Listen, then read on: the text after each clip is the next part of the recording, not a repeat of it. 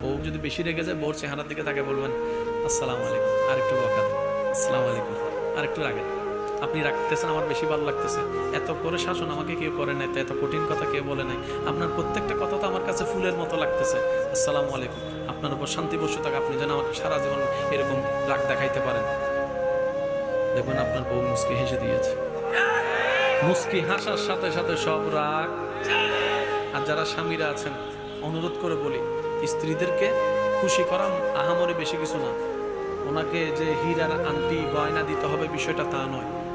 আপনার সামর্থ্য অনুযায়ী যখনই যাবেন, মাঝে মধ্যে হোক, একটা 2 টাকার চকলেট নিয়ে যান, একটা 2 টাকার চকলেট।